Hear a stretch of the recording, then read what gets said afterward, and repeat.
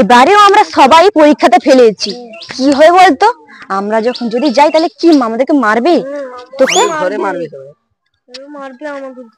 তুই চল তো। হ্যাঁ, ওখানে যে তান্ত্রিক আসছে না, চল চল চল আমাদের বিষয়টা জিজ্ঞেস করি কি বলে। চল তো।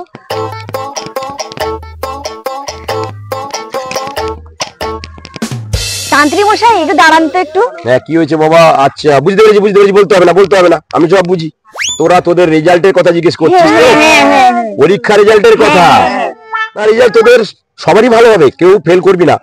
আমি দেখেছি তোদের, যা দেখছি, দেখি তোদের হাতটা দেখি, একটু দেখি। ও বাবা, ঠিক আছে, রাখ, বুঝে গেছি। তোর রোল নাম্বার কত হবে জানিস? 700। হ্যাঁ, ভালো রেজাল্ট হবে 700, তোর 200, আর ওর হবে, ওর 400 হবে। আমার স্কুলে 300 জন ছাত্রী, তাহলে আমার 400 রোল হবে। হ্যাঁ, 400 রোল নাম্বার হবে। দেখ তুই কিরকম ভালো রেজাল্ট করিস। তাহলে ভালো হবে। ওই 700 রোল নাম্বার ওর হবে, ওর 700, তোর 400। আমার স্কুলে 100 জন। হ্যাঁ রে বাবা, আমি ঠিক বলি। আমার গণনা ভুল হয় না, দীর্ঘদিন গণনা করে আসছি।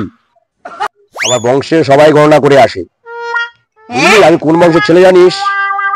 ঠিক আছে, রাখিস। তোরাই অবশ্যই রেজাল্ট ভালো করবি।